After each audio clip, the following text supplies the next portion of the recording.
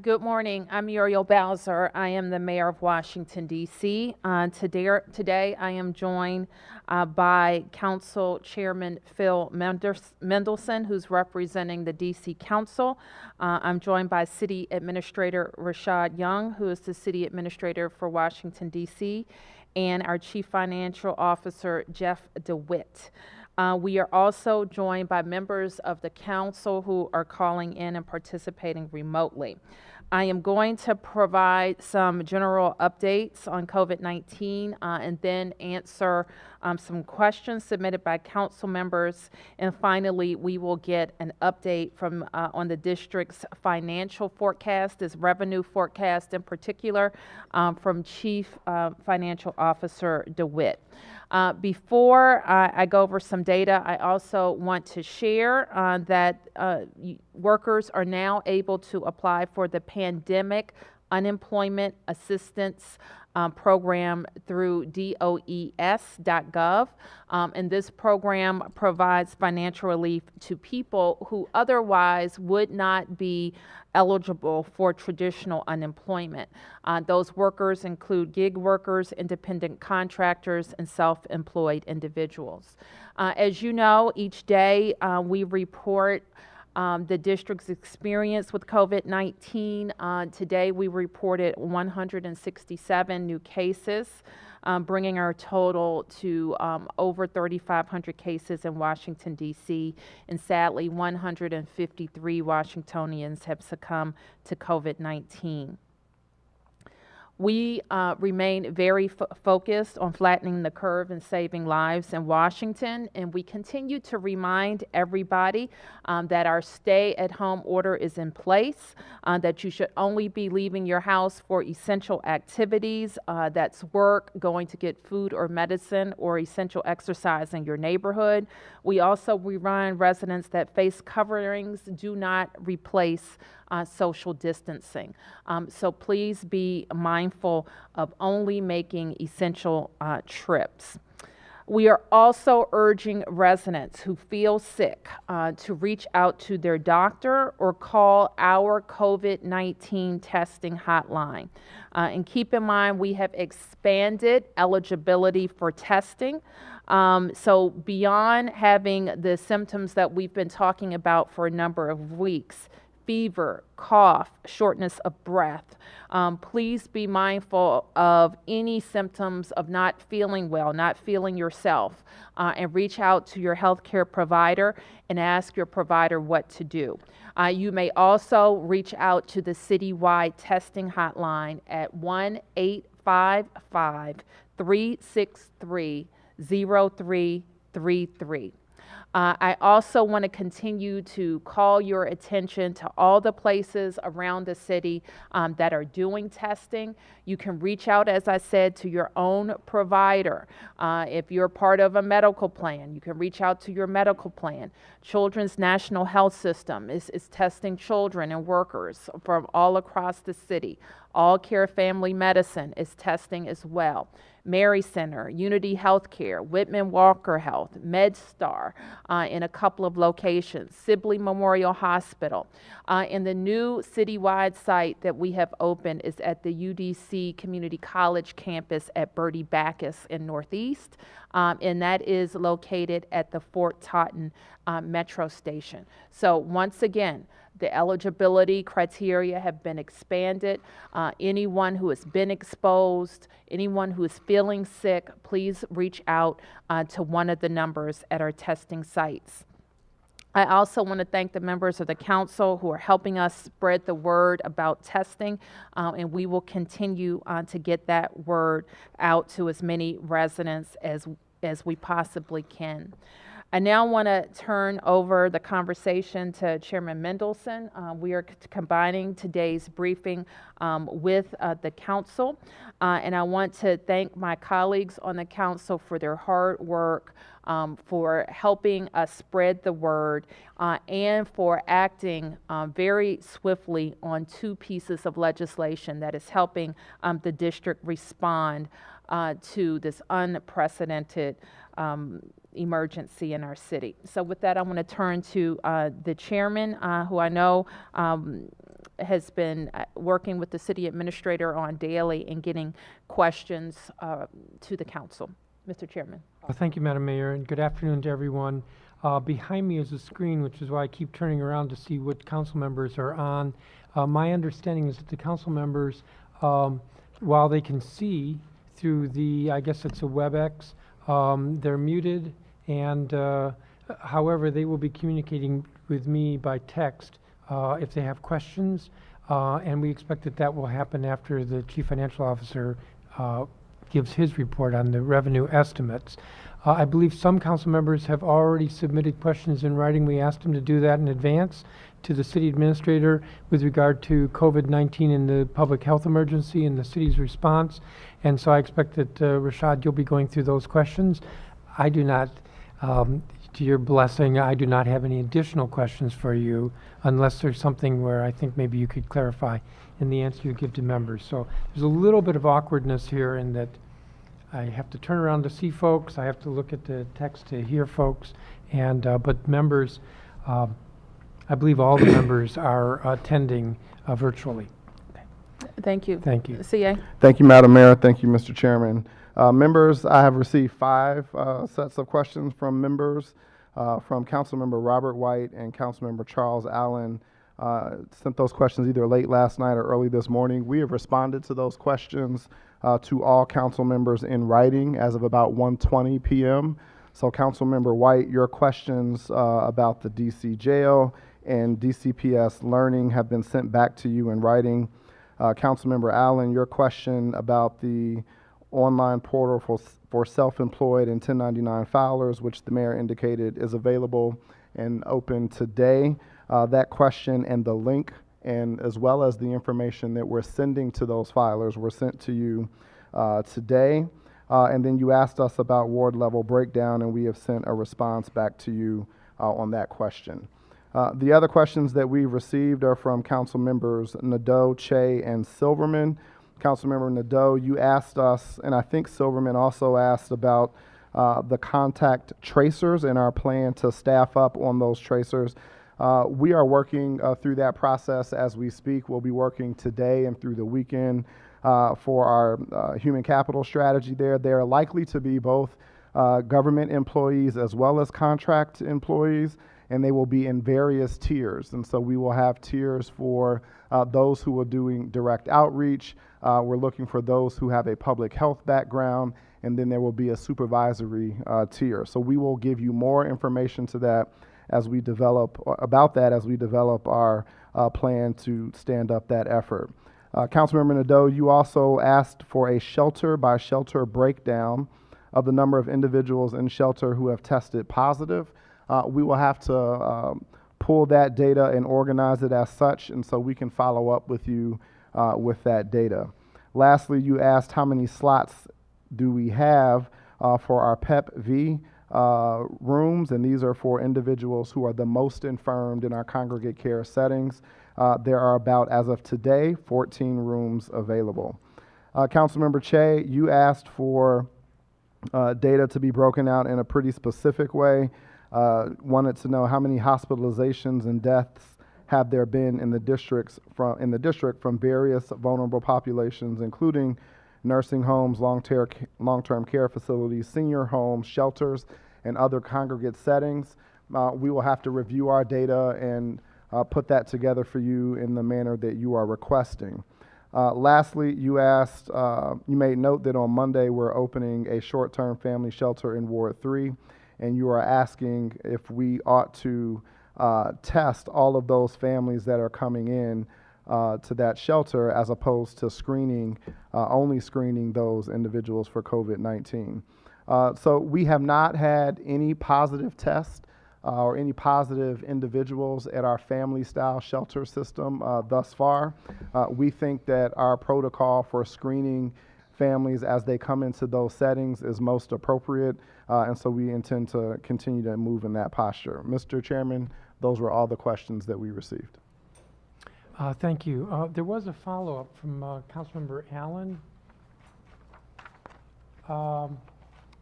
While DOES may not request ward-level data in the application, we would have their data through their residential address. Could that be run to help us see a picture ward by ward of the impact of the UI claims? So we would have to cross-tab that data or cross-reference that data to get a ward breakout. Let me talk to DOES about that. It certainly is possible, but Councilmember Allen and other members, as you know, DOES is moving on many fronts to be able to manage the flow of claims that come in, institute new procedures to reduce the time that individuals wait. And so my preference is all of their focus be on processing claims and adjudicating claims and creating systems to move that faster. So let me evaluate the level of effort it would require for us to produce that information in that way, and we can follow up and give that feedback. And CA, I might just add that we are looking for some outside help with data, the type of data searching and mining that is indicated in that question. But that's not our focus right now. Sure. I have one other question, and that is on the coronavirus.dc.gov website, there's trend lines, number of tests, for example, but there isn't a trend line for the number of deaths. Not that that's a statistic we're happy about. Can that be depicted? Can we go back? I think the number of deaths is so low on the, as Dr. Nesbitt likes to say, it's an XY axis problem. Actually, Okay. it's there. It's just very low. It's the pinkish It's very line close to. It's very close to the orange. axis. Okay, that's helpful, because that of course is one of the important statistics in seeing Right. when we've reached a peak and are turning it around. Thank you. Thank So you. with that, and I Thank you. know we'll have some opportunity for more questions, but I wanted to have the main focus of today's conversation to be about the district's revenue estimates, and the CFO is here, whose job it is to certify these revenues at different points throughout the year, and if there's a significant change, he has to issue an update. And this is important, especially now, because I am able to base my budget recommendation to the council once I know what the certified revenues are. So that's what we are here today to discuss, and we'll move. We will move to our budget preparation in its final stages based on this number. Thank you. Madam Mayor, Chairman Mendelson, and members of the council who are joining us remotely. What I want to do today is walk you through the update from the official February 2020 revenue estimates that we did. We called it a flash update in March based upon data that was available. And before I walk you through this, let me give you a little bit of an update. So what we've done since then is we've had numerous meetings with the hospitality industry, with the Restaurant Association, the Hotel Association, business community, looking at things as detailed as how credit card data looks in aggregate in the district from services that are provided, where people are spending their money, what's retail look like at the storefront versus online, how much is grocery store spending going on, what is the impact on the real estate market of a hotel being shut down, and had discussions on that. So we spent the last month looking at things in a great bit of detail. Since then, there's been a lot of changes in the last 30 days. One is the convention center will be a hospital, have hospital services provided there, and the opening date of that, based on conventions around the United States. There's an article in the Bond Buyer magazine this morning that talks about that the hotel industry's probably got a 3-year recovery from what's going on across the United States. And the openings of that, where sporting events are, when they're going to open. So all those things we've looked at and have revised the estimates. So if you go to the next slide, or I guess I have the control here. So what you should be another slide here. Where it's a second. Where's the slide of assumptions? Okay, I don't see it on here. Yeah, can you bring that up, or I'll just talk about it. So you'll see this presentation on our website at CFO.dc.gov, And what I want to talk about are some of the forecast assumptions that are there before I go forward. We're assuming that this is going to be a slow recovery beginning in the summer of 2020. And you'll hear on the news people talk about U-shaped recoveries and V-shaped recoveries. In other words, down quick and back up quick, or down and flat for a while, then back up. We're assuming from our forecast that this is going to be a U-shaped recovery. We believe that the stock market will recover, but not until 2021 in a material way. And we're also assuming that the federal aid does not offset the revenue losses that we have. The current federal aid is for COVID expenses. It does not offset revenues. There's some projections that we have in the wages. Previously, we projected wages to grow up 4% a year. The revised is now minus 1% in 2020, and then it grows at 0.6% in 2021, so that's plus 4 to minus 1. That's a 5% lower forecast on wage growth in 2020. We expect in 2022 that wages will then begin growing at about 5.5%, so the recovery will be strong in 2020. In terms of jobs, the previous projections we had at 1.1% revised down. Now it's a minus 5.1%. There's been about 93,000 jobs lost, mostly in the hospitality industry, from January to what we're projecting to July of 2020. And we expect that recovery to begin in 2021 at about 0.5% and then strong from there. The real gross domestic product for Washington, D.C., which is the output of our economy, previously we'd assumed that would grow at about 2%. We've revised that to a minus 3.8%. So that's a 5.8% change in GDP, which is fairly unprecedented. That's larger than you would likely have seen in the Great Recession. And then 2021 will begin growing again at about 2.3%, reflecting the recovery. We're assuming the stock market will be down about 15% for the year and then recover back to its prior peak in 2021 in terms of what the recovery will look like in terms of the economy. The next slide that I have here, can you change the slide up there? There you go. This is a graph. It's not the Covoid graph you saw earlier. This is a GDP graph, and the blue line is the line that we were forecasting back in February of 2020 in terms of gross domestic product growth in the district.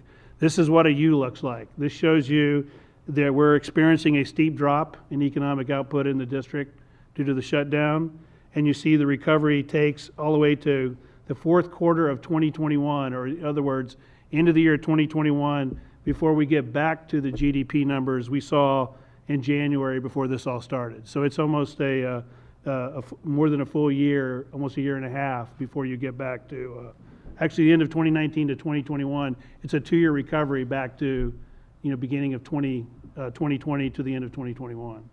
That shows you what a U-shaped recovery looks like, and you'll notice that's what a recession looks like. You don't get back to where you were going to be, you drop, and then you're always trying to catch up because the growth has to catch back up. There's some assumptions in our forecast that we have to make. We're assuming that a phase of recovery has been talked about in Washington, D.C. and across the country. We assume some businesses will be allowed to open with social distancing and others restrictions this summer. And the recovery really begins in the fall when things start opening up and business start being able to ramp back up. You can't just turn a business switch back on. They have to hire, they have to do other things. And so we're assuming that recovery begins in the fall of 2020. And we get to what I'm calling a new normal, whatever that looks like, by the spring and summer of 2021, where we're in recovery mode and we're starting again going forward. Those are the key assumptions in the forecast. When you look at what's really causing the hits in the revenue, I'm going to show you in just a second, it's largely driven this year by the sales tax. Sales tax comprised about 18% of our revenues. If you look at the pie on the left, you can see sales taxes at about 18%, about $1.6 billion. The pie on the right shows you the breakdown of the sales taxes. You'll notice that 56% of it is hotel, restaurant, and parking, which are essentially, for the most part, shut down, with probably about 60% of the restaurants open, running at 20% or less of their regular revenue. Hotels, half of them are open, but they're running 5 to 10% occupancy rates. And then retail, particularly storefront retail, is taking a hit. And online purchases like Amazon and Wayfair and people shopping at Costco's and Walmart's, although those are up, they're not up enough to offset the loss of the other retail. So you've kind of wiped out the hotel and restaurants and the retail is also taking a hit, which is really driving the loss of revenue in the current year and in the forecast. And I'll show you that in just a minute. This is the actual revenue forecast in which the budget is required to be based on. We budget not only 2021, we budget to a financial plan. And you'll see the February revenue estimate on the top line, and then you'll see the April revisions. We are lowering the February forecast for 2020 by $721.8 million, the 21 forecast by $773.6 million, 22 by $605.6 million, 23 by $568.1 million, and 24 by $555.1 million. That's what a recession looks like. It takes out your base, and it takes out the forecast growth that you had previously forecasted. That's about a 7% drop in the 2020 revenue, and on average across the entire 5-year plan, it's about 7% that you have to reduce your spending by to get back to a balanced budget and financial plan. To put it in perspective, if you look at the 2019 number in the first column under February, you'll see 8314, $8.3 billion local revenues in February 2019. You do not get back to that number. If you look down a little bit to the April 2020 line, you'll see in 2022 we get back to 8370. So functionally, the 2022 revenue is equal to the 2019 revenue. So you're losing 2 years of revenue growth because of the health emergency that we're facing and its impacts on the economy. So really, you have to cut 20 and 21 because they're lower, and you get back to 2019 levels. So you really have no growth for 2 years. And again, this is relative to the February forecast, and you can see at the bottom the year-over-year change. You begin to grow again in 21 and 22. There's a strong rebound, but you're wiping out the revenue growth before that. So these are the numbers that the city administrator and I talked about last night that we'll be working with him and the mayor's office to help them prepare their budget to balance to these revenues, and then this will be going on to the council to work with them. The other area that you have hit is dedicated taxes are also hit by particularly the sales tax. As I mentioned a minute ago, most of this is sales tax, about $395 million reduction in sales taxes. About $262 million of that is in the local budget, and about $134 million of it is dedicated to other sources. So if you look at the table below, you'll see that the local in 2020 is $262 million, and it's $296 million in 2021. That's the hit from sales taxes alone. The other hits you have in the revenue estimates are you have sales tax this year and some income because of the unemployment and the lost wages, and you have some slowdown that we're projecting in the real estate market, particularly deed and recordation taxes, as that slows down a bit. But the hit you have in 2021 and 2022, in 2022 in particular, you have the real estate impact of the delay between when we assess and when taxes are paid. So 20 is mainly sales taxes, 21 is sales taxes and income taxes, because the stock market drops today affect income taxes paid next year. And 2022, you have the hit in property taxes, a little bit on income taxes, and sales taxes recovering. So that's why you see this continue through the forecast. The point of this table is to show you that the dedicated taxes are also taking a downturn, and the biggest one is the convention center, which is obviously those dedicated taxes are restaurant and hotels. And so $86.2 million less to the convention center and $70.8 less to the convention center in 20 and 21. So they're going to have to majorly redo their budget as well to reflect these lower estimates. And some other categories that are in the other taxes are things like baseball taxes we collect from baseball games and admission tickets and things around the ballpark. That's around $8 million. And WMATA dedicated taxes, which we will have to make up from other sources because they are also dropping, and other areas like that. So that's just to give you a feel that it's just not the general fund that gets hit. It's those areas that are funded by dedicated taxes that are also being impacted by this. The one thing about any forecast anyone's doing anywhere in the country is there's a lot of uncertainty out there. There's a lot of uncertainty about what will happen, what's going to happen with the virus. Will there be a second wave? If there's a second wave, what does that do to the economy? So what we had a lot of discussions about, we've done several scenarios as well as looking at, could this get better, could this get worse, and what does that look like? Well, how could it get better?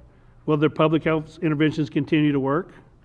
Therapy protocols are earlier than expected. A vaccine is discovered that allows us to get back to normal quicker.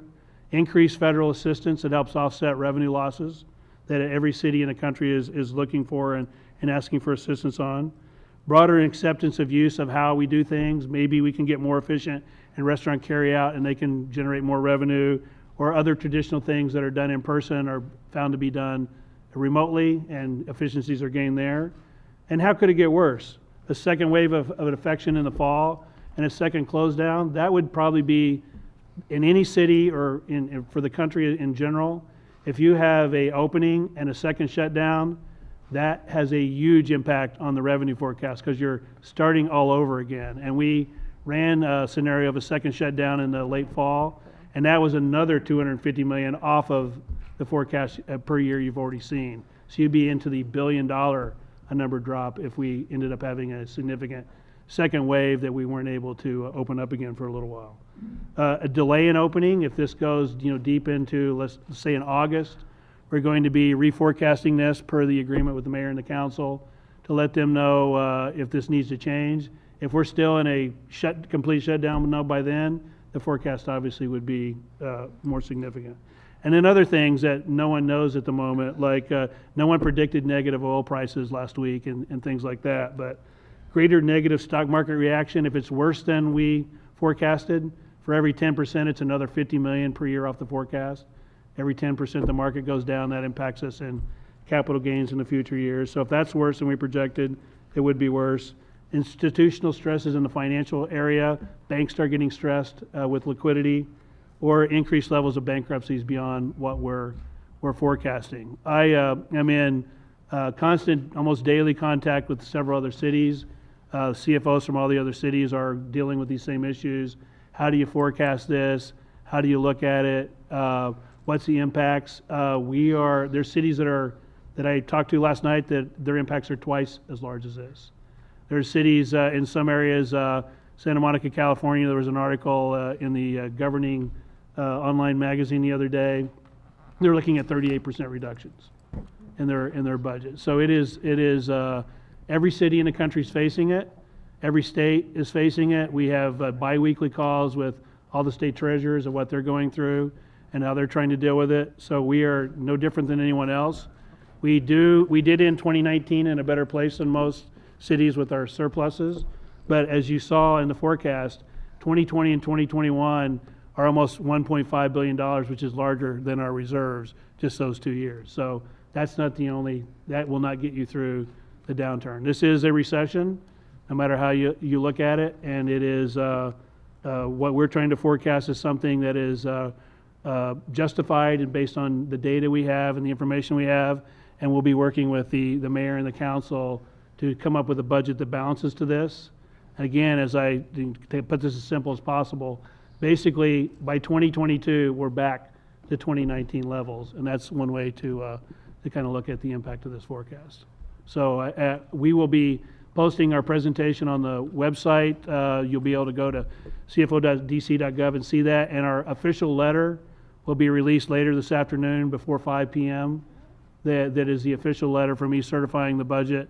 That will be released here shortly, and you can go see all the details and dig into this in any way you want. And any council members that have any questions beyond this evening or beyond this conference, feel free to call me, and I'll walk you through the letter or any questions you may have on this forecast. So thank you, Mayor. Thank you, CFO. And before I turn to the chairman again, we appreciate the news that you shared. We recognize how serious it is and how serious the decisions will be moving forward. We also recognize the position that we came into this pandemic with. And I think that's important to be able to discuss the strong fundamentals of the city and the strong management and governing practices of the city moving into this pandemic. And feel free to discuss that. Yeah, so Mayor, that's a great point. We ended the year with our reserves full. And we ended the year with actually 360 some million beyond the full reserves that we were able to place into the Housing Production Trust Fund and the PAYGO Capital Fund. And we had a economy that was really, really, really strong in February. That no economy doesn't take a hit if you have to shut things down. But the recovery will probably be better than most places because of a couple areas we have. Federal government is here, and they're a significant part of our tax base. And don't underestimate the resiliency of the restaurant industry and other entrepreneurs in the district to come back. But it's a hit. And we literally, I was talking to the chairman last night, and one of his staff made the comment, thank goodness for 2019. That, because of how we ended 2019, put us in a position to deal with this better than most cities. It's why our cuts are probably less than a lot of other cities are going to be seeing. Okay, thank you. So with that, I want to turn to the chairman, and I know that we'll have some time for council questions, and then I want to reserve the balance of the time for the press questions. Thank you, Madam Mayor, and thank you, Mr. Chief Financial Officer. There are a number of questions that have come in from council members. I'm going to make a couple remarks first. I want to say to council members that we're going to try to limit questions to, if we can, about 15 minutes, so that then there is time for the press to ask questions as well. These numbers are sobering. They speak to the gravity of the economic situation. I appreciate, Madam Mayor, that your administration has already begun working with the council with regard to the supplemental, and the supplemental is what we call the revised budget for the current fiscal year, which, based on these estimates, we have to find savings of $721 million, $722 million. That is spending less than we thought we would be able to spend in the current fiscal year. The fact that we ended last year with surplus makes it easier for us to solve for the current fiscal year.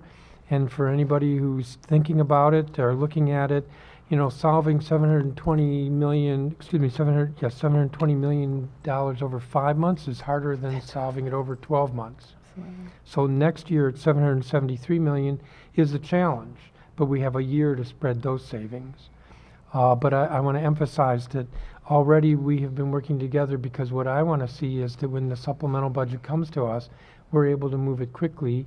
And as painful as it is to look at reducing the budget, that we'll be able to do it with a relative unanimity. It's important that we're working together at this time. And I think that's also a good message for the citizens as well. The mayor is you are submitting the budget to us on May 12th. And the budget will be available online and maybe with books on May 12th. So everybody gets to see it. We have changed our schedule. We are finalizing what the hearing schedule will be, which will be streamlined because it will be virtual. That's our assumption, that we will continue to be virtual throughout the month of May. So that means our hearings will have to be more carefully managed.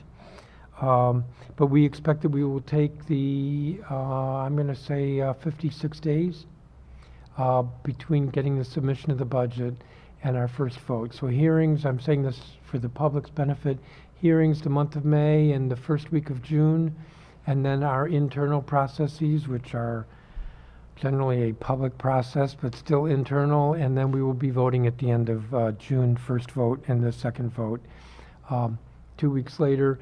But the supplemental, as I said, will be moving more quickly. And Thank you. That's why we are working together on that. And I also, even though this is a little perverse, I take some comfort in the fact that our situation, financial situation, is strong enough that when we look at other cities and states, their pain is worse. And I'm not sure that's a good thing to wish on anybody, but at least it suggests that we'll get through this. So I have a question from Councilmember Allen. Is the fourth quarter 2021 recovery projected on our economic stimulus as it has already taken place? That would be economic stimulus, both local efforts and the Federal CARES Act, as it has already taken place, or is the fourth quarter 2021 recovery projected based on any particular steps, stimulus, intervention, and recovery that the CFO is recommending? If it's as of today, isn't it correct that there are steps we can and should take to lessen the depth and breadth of the economic damage that will impact our recovery? I would say it's based upon a couple things. One, it's how long it takes a restaurant to recover from where it is today. It's assuming that there's some successful implementation of the PPP program and they get that working better. It is not working extremely well, particularly for the restaurant industry right now, and there needs to be some fixes to that. So it's assuming the PPP program will continue to work, but it really reflects that you open in the summer and how long it takes a restaurant and a hotel industry to get ramped up and how long it takes conventions to come back. So it's based on current and some improvements in the federal assistance programs. If those don't work, it could get a little bit worse. Or take a little longer to recover. What we think may happen is not reflected in the estimate. When I say what we think may happen in terms of federal relief. It's assuming that the PPP program helps keep our businesses propped up and starts working better than it is today with the new rollout of the additional money and other things. So it assumes that the federal programs help work on that. Yes, no, that wasn't, I don't think that's what the question means. CARES 4, I think that's the, or Coming. COVID 4, the next federal bill, that's not reflected in No, it. that is not. That's correct. That is, the next bill is not reflected. That's correct. And some other ideas that have been suggested are not reflected in these That is estimates. correct. Anything that's not currently legislated, we're not assuming in there. But we're also expecting a revenue estimate sooner than we otherwise would in August. Right. Yes. In August, yes, Yes. so that if we have to make adjustments. Councilmember Nadeau asked, George Mason University's economist has said we should not expect a U-shaped recovery curve because this is not a business sector-driven recession. Can you please speak to how your models take that into consideration? There's an article in the Wall Street Journal this morning from what different CEOs think about the recovery. And one of them said, if you got the smartest economists in the room, They all 12 have of them a together, different- they'll all yeah. have a different opinion. Yeah. Ours is consistent with Blue Chip and Moody's Analytics and several others. So there are, it could be, if it's a W, if it's a slower recovery, then that revenue numbers are going to be bigger. We believe that a U-shaped recovery is possible as long as we're able to get open, by the summer, and we're able to manage it in a way that doesn't cause a second shutdown. That a U-shaped recovery is possible in our current economy. But there used to be V's that it comes back quickly, like the shutdown. Those economists have all become extinct. There's U's and W's now. It's U, it's going to go down, it's going to stay flat, it's going to go up, or there's it's going to go down, it's going to go up, it's going to go down, it's going to go up. That's the two camps right now. And if we've done the W modeling, that adds another $200 to $300 million onto the drop. So hopefully that one doesn't happen. But But we don't see that it would. We believe it use where it's going. If you look at it, it looks like a ladle. Long as it's not an L. Yeah, as long as Somebody it's not an L. told me Yeah, it we was don't gonna want be an an L. We L. don't want to go down and We stay don't want to go down and stay If you look down. back at the They all have us slide, coming back up. if you go back to the slide, I don't know if I can do that. That looks like that's the U. It kind of looks like a ladle. It goes down, and then it goes up, and then it kind of goes up slowly after that. So that is the forecast that we're providing. that's your estimates are not an outlier when you look at what No, other they're economists- consistent with 3 or 4 other major economic firms. We're right in the same range as they are. Councilmember Silverman had a couple of questions. Does CFO assumptions show that some restaurants and hotels will not reopen? If so, what percent? And will the CFO still do an end of June forecast? We will answer the last question first. We will do an August forecast. We won't do a June. You'll be using this one for the budget, and when you finish the budget, we'll reforecast in August, which will give the mayor the opportunity to make changes to go back to you. So there will be no June forecast. And what was the other Does the question? CFO assumptions show that some restaurants and hotels will not reopen? If so, what percent? We're estimating, and this is from discussions with the Restaurant Association, of the 40% that are shut down, probably 20% of those will struggle to reopen. And on the hotel side, we expect in the long run they'll reopen, but it may take 3 to 5 years before they all get back to where they are. And that's consistent with a Moody's report this morning that showed up in the Bond Buyer magazine about hotel recoveries. And that's from discussions with those industries. This also from Councilmember Silverman. What businesses will not open late summer? We don't know We that. we don't assume that. We don't go into that detail. Councilmember Grasso asked, what is the impact if we get the $700 million from Congress? So let me broaden that. So we got the 495 or 500 million. What's happened with that? And if we get the amount that we were shortchanged, what's the impact of that on these revenue estimates?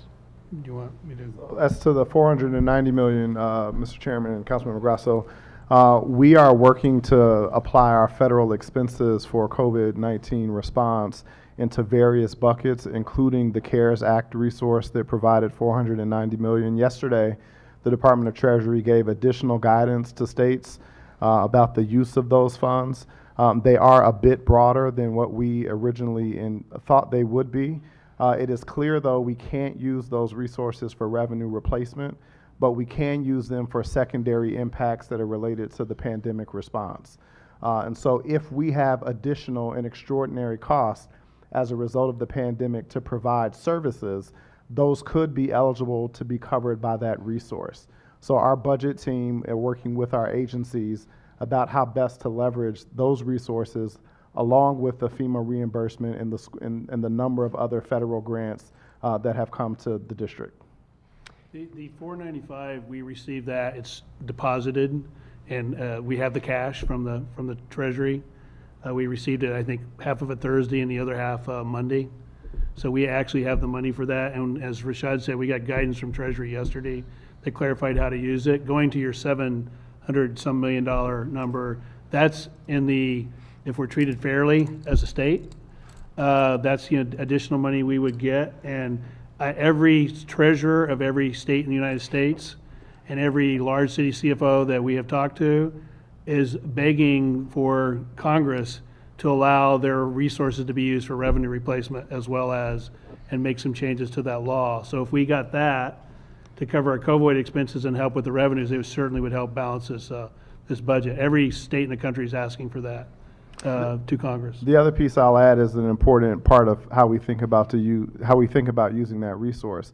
That $495 million must be expended by the end of the calendar year. So we've got to be thoughtful about what we apply it to and how we use it so that we can make sure to get every dollar out the door within the time frame that the Congress has allowed. But what is either amounts, the 495 or the 700 million, due to these revenue estimates? They No, don't. they're not. No, they're not in the revenue estimates. They don't, because they Do can they- be used for revenue, so they're not reflected in the estimate. They would cover your expenses. If your Expenditures. expenses are higher than 495, you would have an additional budget hit that we'd have to deal with. Right. And I think I'm not sure if the latest guidance addresses this, but they were for only COVID related activities, only for things that had not been approved in previous budgets and must be expended by the end of the year. Yes.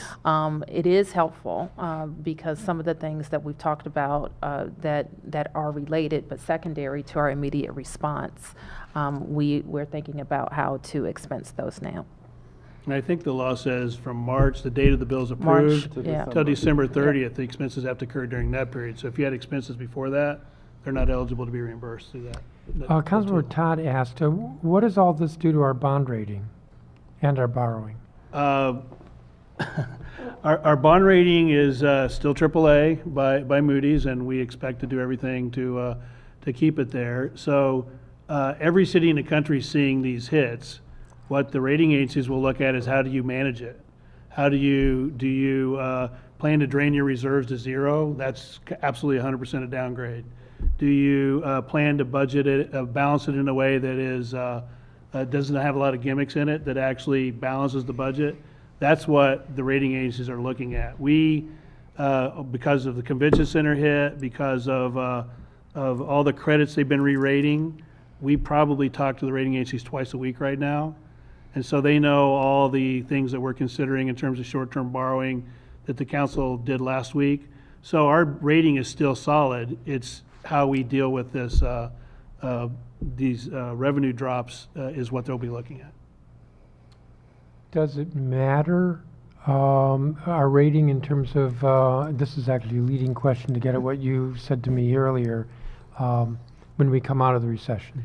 I think probably more than ever because, as I said, there's some cities and states that are taking extraordinary hits beyond what we're looking at. And if the federal government chooses not to help, they are going to have a really, really hard time getting through this unprecedented, very rapid drop in the economy. And I could see there being some challenges with them meeting their obligations. And so if any of those start failing to meet their obligations, they're going to get downgraded. And the difference between those who get through this well and those that don't get through this well, there'll be a huge difference in what you pay to borrow. So because of our large capital program, we want to do this well so that when we come out of this, we can continue to develop our very large infrastructure needs that we're doing. So yeah, I think credit will matter more than ever when this is over, because I think some cities, unless the federal government in a very big way steps in, are going to have a very hard time getting through this. That was from Councilmember Todd. Councilmember Robert White asked, my deep thanks to the CFO and his team. What are the public health assumptions behind this estimate? The analysis assumes reopening businesses, but when? The model does not anticipate a second wave, but we are not expected to have a vaccine before the next cold and flu season.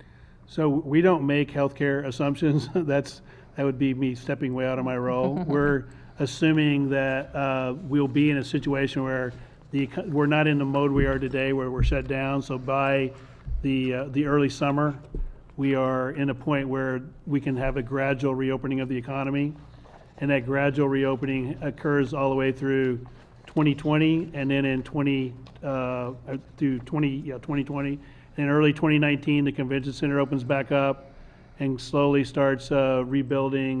The events and the hotels open up.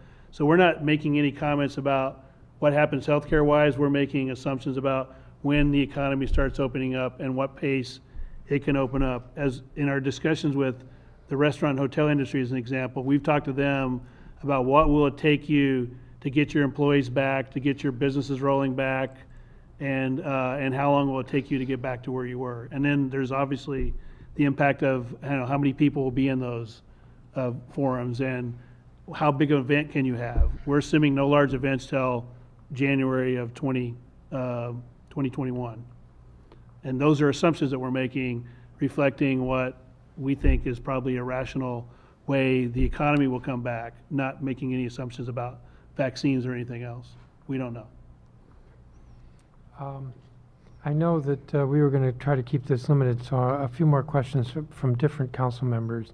Councilmember Bonds asked two questions. One, characteristically, downsizing usually involves cuts across the board by each agency in order to balance the annual budget. Is this the condition or fix that we have before us? And she also asked, various businesses are contacting me and others about the critical situation they are facing. Loss of revenue that compounds expenses that they cannot meet, along with the possibility of lost jobs. As we work on the budget, what amount of partial relief can the government afford while also addressing other social and critical needs of residents? Well, thank you, Councilmember, for those questions. As I mentioned, we have been waiting for Jeff to confirm these numbers, and actually they're worse. As the weeks have gone on, that estimate of revenue loss has gotten a bit worse. So now we have the number to balance, and we will be looking across all of the agencies for savings. Our directors have already been working on that. Several weeks ago, to Phil's earlier point, I instituted a spending freeze and hiring freeze in the government to help us with the current fiscal year. Our agency directors have been working to try to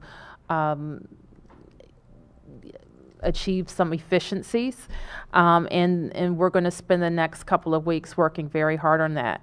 Obviously, we want to maintain the stellar services that have made the district grow and sparkle and attract businesses and residents to Washington, D.C. So we're looking very hard and making sure that we can maintain the services that affect all of our residents. So just know that is how we go into this. We have $800 million fewer than we thought. And obviously, we won't be able to do every single thing in every single way that we were doing it or plan to do it in February. And so we will be delivering a balanced budget to the council for your further consideration. And one other thing, Mayor and Chairman and members of council, to add, if you recall, we had a discussion at your council retreat about recession planning. Well, we're breaking the glass and we're going to pull out all those tools to deploy those. That could mean refinancing our debt to lower our debt service in the out years. It could mean looking at how we responsibly use our reserves and other sources of revenue we have. So we will, Rashad and I will be, Mr. Young and I will be spending a lot of hours together on WebEx and Microsoft Teams in the coming weeks, trying to find all the things we can do on the Treasury and on the finance side, along with the operations side, to get this as painless as possible. Part of Councilmember Bond's question was, as we work on the budgets, what amount of partial relief can the government afford while also addressing other social and critical needs of residents? Would it be fair to answer that by saying any additional relief that we look to provide will increase the amount of spending we'll have to cut? That is correct. The from Treyon White, I see a number of small businesses are closing, like Ben's Chili Bowl, 8th Street location. Is there a projection on how many small businesses that may be closing, and how does that impact revenues and jobs lost? Jeff? Could you ask the question again? Are we projecting how many businesses will shut down? Is that the question? I see a number of small businesses are closing, such as Ben's Chili Bowl, 8th Street location. I don't know if that's correct, but that's in the question.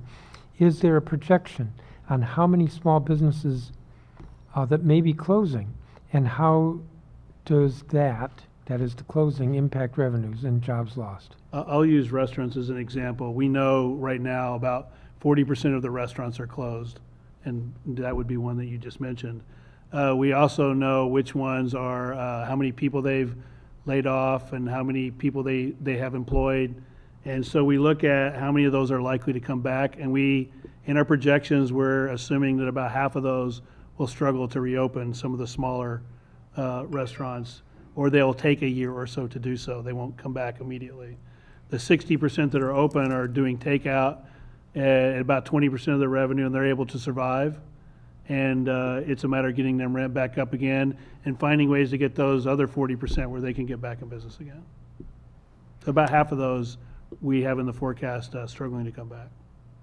Councilmember Che asked, with the size of the money from the federal government and the quick timeline for spending, how will we monitor spending and possible misspending and possible fraud, and a similar monitoring of our COVID-19 spending?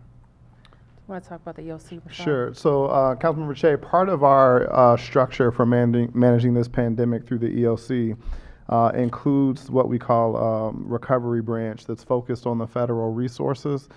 So we have designated an individual with a team of staff from both my budget office, the HCMA, and other agencies that has a process for managing the federal expenditures.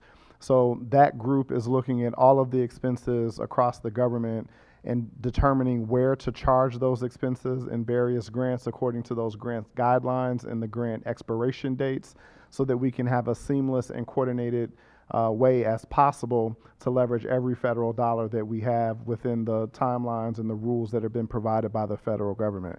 There still are a number of those federal resources and grants for which there is not clear guidance and direct guidance about how we can use them, but every day we are working with our federal partners and the federal agencies to get that clarity and manage the process that we've instituted for those grants. The last question is from Kenya McDuffie. The CFO mentions that the mayor has allocated $192.4 million for COVID-19 response. I think that actually has expended. Recovered. I'm sorry, what 192.4 million. for was the COVID. number again? 192.4 million. Is that what's been spent to date? Is that what? It's the contingency cash Yeah, that- allocations that have been for COVID-19 responses. And the 495 could be used to reimburse that back. So you're answering the question before I asked it. I'm Where sorry. is this funding coming from? Contingency? So initially, we have made contingency cash withdrawals to cover those expenses. They will either be reimbursed from the FEMA reimbursement process, which we think we will qualify for 90-10, so a 10% local match and 90% covered by the feds, or the $495 million. Some may be expensed to some various grants that have been given directly to agencies through formulas. But that's the process that I mentioned before in the recovery branch that is running and aggregating those costs and deciding where best to charge them and expense them. Do you have an estimate of how much we will spend on COVID-19? Part of that depends on how long we're engaged in this recovery response. We have put together a budget that has a set of assumptions that carry expenses for major categories through September. That expense is about $610 million. That doesn't, though, include some secondary costs that we know will continue beyond September because of the way that we're going to have to change our delivery of services. So for schools, for example, when schools come back, there may be a different model of delivering education post-pandemic than existed in January and February. Those kinds of costs aren't yet accounted for. Nor are the contact tracing costs. Nor and are the contact everything tracing else, costs that are being contemplated now. or the testing costs Correct. that we expect to go up. So it's very significant cost. And so when we talk about needing the allotment that we're owed from the federal government, from CARES 1, it impacts in a very real way how the nation's capital, the capital of the free world, responds to this pandemic.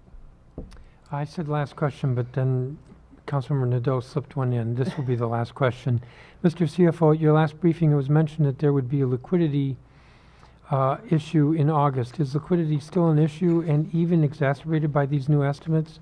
What strategies are we planning to implement to address the liquidity issue? So the liquidity issue I discussed with the council a few weeks ago, we have actually got comments back from the rating agencies today on our GO notes, the $300 million of short-term borrowing we're going to do. We got a positive review from them today. So we'll be going to the market fairly quickly to get that cash available. And then we have a $200 million line of credit that we are going to be tapping that gives us that liquidity. So we believe we've taken measures based on the forecast we have right now to be able to get through the August period and then reimburse ourselves in September with the taxes that come in at the end of September. If this were to get worse in some way, we will continue to look at other alternatives. But we are I manage that probably twice a week with the treasurer to ensure that we maintain our liquidity, and we think we've taken the measures with the emergency actions to address that. So we will make sure that that's taken care of. Mr. Chairman, if I may, I want to make an additional point. The CFOs outline the operating revenue loss, and certainly that has a significant impact on our capital budget because our capital budget is constrained by our overall revenue. So in addition to the reductions that we have to make in this financial plan in each of the years that is shown on the previous slide, we're going to have to reduce the CIP by between $1.3 and $1.5 billion, most of that reduction occurring in the first 4 years of the CIP because of the drop in revenue that's forecasted. So I don't want it to be lost on the council members or on the public, While we do have to make some significant reductions to meet the revenue forecast for the operating side, this also will cause us to reevaluate the capital improvement plan and bring that down by $1.3 billion to $1.5 billion. At least over 6 years. Over 6 years, over the 6-year CIP. Thank you. And let me make a final point that I want to turn to the press questions, Mr. Chairman, because another thing that Rashad and our budget team are looking at are the other federal dollars that are coming to our economy, not through the district. For example, in CARES 1, I believe, Metro and public transit agencies all across the country received a big infusion of dollars, so that's good news. We're still evaluating what was recently passed, but we understand there's more for hospitals and medical providers, so we're going to be looking at that to see how it is impacting our hospitals and medical providers as well. So there's a lot of moving parts, and we think those infusions would be to the good for the district economy as well. Thank you, Madam Mayor. Thank you, Mr. Chairman. Okay, we're going to go for a round of questions. Mark? Mayor Bowser, what do you say to residents and DC government employees who are going to hear these numbers and fear the worst, that there's no way the district can balance the budget without some drastic cuts to to services and layoffs or furloughs of government employees? Well, I would say to them that we're going to look very closely at all of our expenses across the district. We go into this with these set of values that we want to maintain the services that have attracted people and business, and it made DC a very dynamic place to live, work, and play. And we also know that we got here with our employees, and we are going to make every effort to make sure that the people who got us here are also going to be here with us for the recovery. I will say that I go into the budgeting process thinking that everybody has to give something. Everybody has to give something. And so when I think of all of our constituencies, it's my employees, it's my agency directors, it's our residents, it's members of the council, their advocacy groups who work with us on the budget every single budget year. And we're going to ask each of those groups to recognize that we won't be able to do every single thing just the way we did it before. And so we're going to go into it with a very deliberate process. I take an optimistic view of these things, that we went into this strong. We went into it with a very robust set of programs and services. And again, we won't be able to do everything just the way we always did it, but we are going to be able to operate a city and provide the types of services that our residents expect. I know things have changed since you talked about this a few weeks ago, but a few weeks ago you were pretty adamant about no layoffs, no furloughs of government employees. Can you still make that claim, that promise? I just told you that we just got the latest numbers, and our teams have been working on it, and we're going to go into the budget process with everything in mind that I just mentioned. What's next? Who has another question? Yes? Nope? Yep. Okay. Are tax increases on the table, either for individuals or for property? We have everything on the table. I personally don't, I know that we can't make up these deficits with raising taxes on our residents or businesses. You won't, the tax increases would be so enormous, nobody would be able to afford to live here. So we can't make up this deficit with tax increases. So can you describe any areas that you are looking at that can be ripe for cuts? I've said all I can say about our budget planning at this stage. Yes. Go ahead. Mayor, Chief Financial Officer, can you guys put this in a little bit of context? I mean, the last time that the city really went through this to this extent was the recession.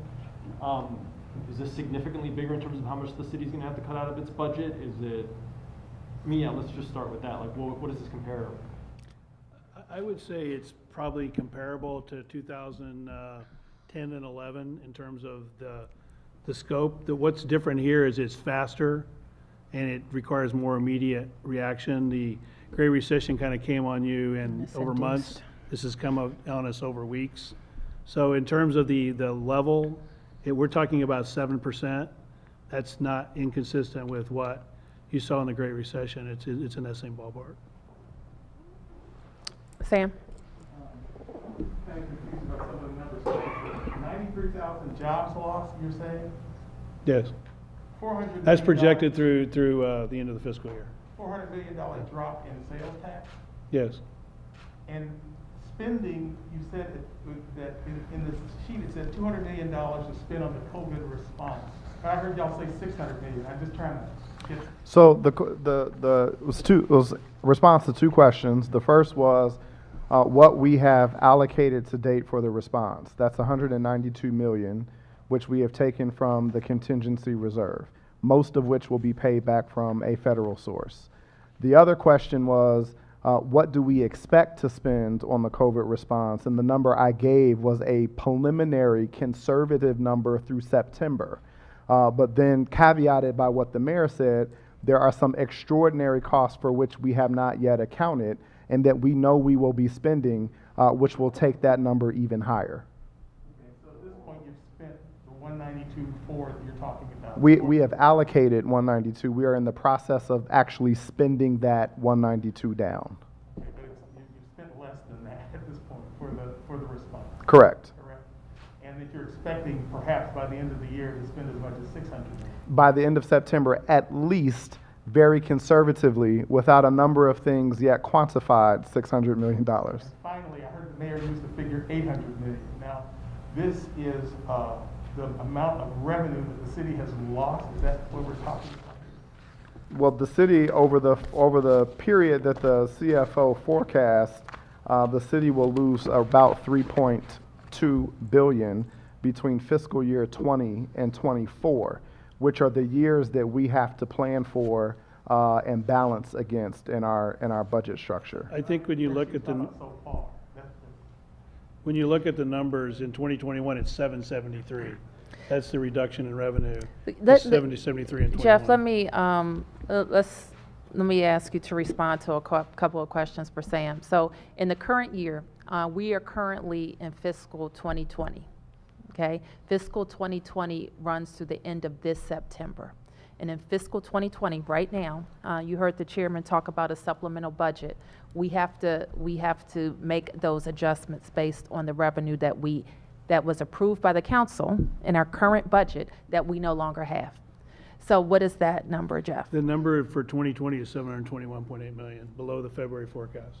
And that was the 800 number you referred to. Say it again. 721.8 million. So the next thing the budget that I'm working on right now, that people are asking me about, is for the following year, for fiscal 2021. That begins on October the 1st. And what the CFO has opined is that we will have less revenue from October the 1st through next September. And that loss is what? 773.6 million. And what the city administrator just said is that this plan goes all the way through 2024. And your revenue estimates run that way as well. Right. And if you look at all of those years, because we do multi-year budgeting here, the loss is 3.2 billion. Now, it's a forecast. So periodically and hopefully it'll change for the better. And or it could change for the worst. So in August, we'll have another forecast. And the closer you get to the date, obviously, the better the forecast is. And so we will be looking to see if it changes for 2021, the budget I'm about to send to the council and that the council is going to work on. We would have already made the cuts for this year, for 2020, but there may be an opportunity for improvement, or it may go down the other way for 2021. And that was the $800 million that you referred to. 2021, give them the number again. 2021 is 773.6 million. So I round it up by a few million, but you get the point. Tom Sherwood, you're on the air. Tom Sherwood. Tom Sherwood. Okay, Mayor, Mayor, they had not punched me in. Can you hear me now? I hear you perfectly. Okay, well, good. Thank you very much. This is to you and Chairman Mendelson. You've just said essentially that furloughs are on the table, but how likely are furloughs for city workers, since personnel expenses are about 80% of agency budgets? How likely are furloughs this fiscal year, or if you have to go to them, would it be next fiscal year? And I really can't say anything more about our budget planning than I've already said, Tom. We're going to look at our whole budget, the services we need to provide, and how we balance the budget. But I will say that we know that we got to the robust and thriving city because of all the contributions of our residents and all the contributions of the people who work for us, and that's how we approach this budget. If you want me, Thank you very much. If I could follow up with the CFO, Mr. DeWitt, you mentioned the property taxes that are due at the end of September, the second half of the year. Can you give us a sense of how much property tax was collected at the end of March, and are you confident that the same business as hurting now will be able to pay property taxes, commercial property taxes, at the end of September? Yeah, Mr. Sherwood, when you see the letter, which will be released probably within the hour, goes into detail on that. But the March property taxes came in exactly as we expected. They were everybody paid that usually pays their property taxes, so those came in as expected. We do expect there to be some businesses struggle to pay their September property taxes if they are in financial difficulty, and we've reflected that. But March came in exactly as projected, and September we've factored in that there may be some delinquencies, at least temporarily, on property taxes coming in September. Tom, you wanted me to speak to this and then got me off the hook. Do you still want me to speak? Okay. Well, let me say this. I think that I'm not going to speak for the mayor, but she's going to be presenting a budget to the council in 2 weeks, and the council then will be looking at it for roughly 2 months, and for both the executive and the legislature, I don't think we can be taking anything off the table at this point in terms of solutions, but that does not mean, with regard to specific questions, that any of the least liked options are the ones we want to do. They may be the least liked options, and we may do everything we can to avoid them. But I think it would be imprudent to say up front, and I'm not going to speak for the executive, but I'm guessing it's the same process as for the council. We're not going to take things off the table. We will rank things and see what we have to do, but there's some things that are not desirable. Got it. Jonathan from the Washington Business Journal. Hello, Mayor. Hi. I just had a general question, which is obviously there's a group, DC 2021, that is pushing this idea of local tax relief. Was wondering, is anything like that on the table? I know, there were some answers to this question previously, but obviously that was before this, forecast came out. Yes, I've responded to it as well, and I will say this, that everybody in our city that has lost revenue and is hurting, and that's a good number of people. We've had over 70,000 people apply for unemployment insurance. We've had over 7,000 businesses apply for micro grants, and we also know that very significant parts of our economy have lost revenue from tenants paying rent and the ability to hold events. And what I know for sure is that our local budget cannot respond to all of those very significant needs. And that is why we started on the very first part of our response in getting the district approved for the small business relief, one of the first, and to continuing to advocate for more of the PPE for our businesses. So we continue to advocate for all of our businesses to look for all of those different ways to get relief. The council, and I'll turn to the chairman, in its very first piece of legislation also considered and approved very quickly some of that relief. At our March 17th, the emergency legislation, which you signed the same day, Madam Mayor, set up the microgrant program, also deferred taxes for, I think it was real property for hotels for about 90 days, and the sales tax remittance from, well, that would be from restaurants It was for approx- everybody from March and April to June and July. Yeah, for anybody who collects, any business that collects Right. sales tax. And in a sense, that's like an interest-free loan, but it was short-term. It's not enough, but I will say this with regard to the question. What the businesses behind DC 2021 were requesting was real property tax relief of, I think it's around $360 million, give or take. Sure, we could do that, and then we, instead of having a $720 million problem, we have a $1-point-something billion problem. Again, I would say nothing's off the table, but there are some things that are easier than others. Okay. Thank you, Chairman. So we'll take our last question, Bennett, and then Mark. All right, I got to start off.